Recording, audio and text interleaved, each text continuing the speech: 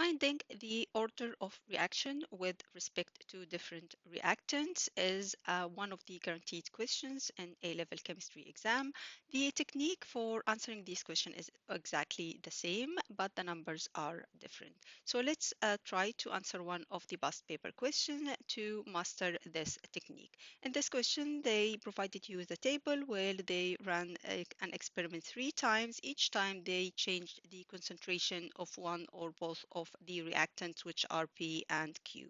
They measured the concentration of one of the reactant, which is P, at the beginning of the reaction and also after 5 seconds. They gave you a table and ask you to calculate the initial rate for the 3 experiments. The first one was done for you, and then they ask you to complete the table.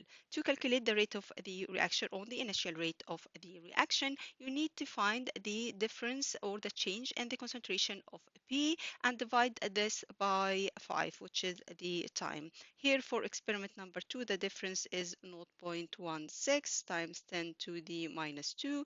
And when you divide this by 5, you're going to find that the initial concentration is 3.2 times 10 to the minus 4.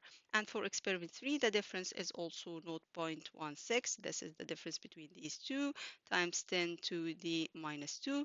Divide this by 5. That will give you also 3.2 times 10 to the minus 4.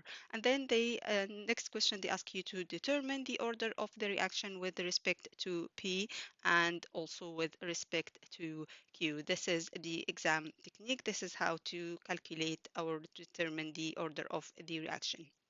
In order to do that, you need to look at 2 different experiments where one of the reactant concentration has been kept the same while the other has changed, and see how the rate of the reaction has changed. So if we look at experiment 1 and 2, you're going to see that for Q it was kept exactly the same while P was doubled from 1 to 2, and the initial rate, when you see from this table, you're going to see that also the initial rate that for the second experiment was doubled compared to the first experiment.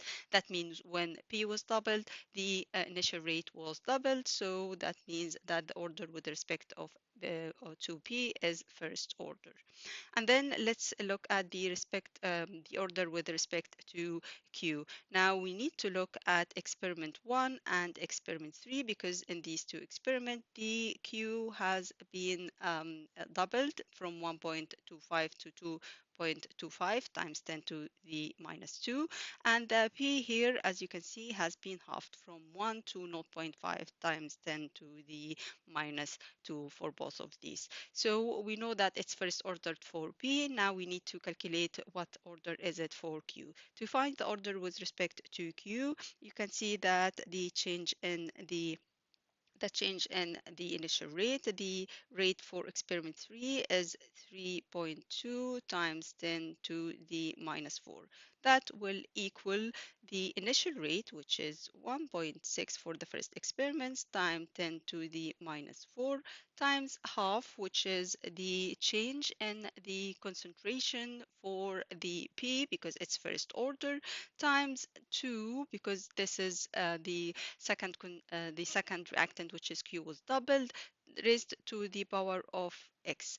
And X here will be the order of the reaction with respect to Q. When you rearrange your equation, you're going to find that 2 raised to the power X will equal 4. That means X equals 2. And that means that the order with respect to Q is second order. The third question, they ask you to calculate the value for the rate constant for a certain reaction. This reaction is between substances R and S, and it's second order for with respect to both the R and the S. They gave you the initial rate of the reaction, and they ask you to calculate the value of the rate constant at this temperature and give the units of for K. Here we know that the rate will equal the rate constant times the concentration, the product of the concentration of both reactant, each raised to its order. So we know that it's second order for both. So it's the concentration of R raised to the power of 2 or a squared times the concentration of S squared. And then that means that K will equal a rate over R squared times S squared, which is the concentration. Now you need to use the values they were provided you in the question. So the rate of the reaction is 1.2 times 20 times 10 to the minus 3. And then the concentration of R here is 1 times 10 to the minus 2 squared times 2.45 for S times 10 to the minus 2 squared as well. And you can find that the value of K is 19992, or you can simply say it's 2 times 10 to the power of 4. Now we need to find the units for K. The rate is here is mole decimeter minus 3 second minus 1.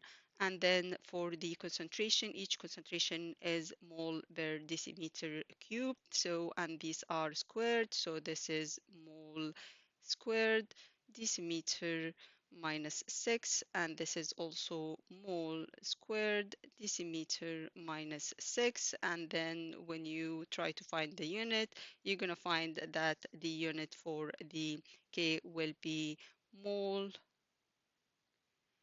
minus 3 decimeter 9 second minus 1, because this at the bottom here, this is mole to the power of 4,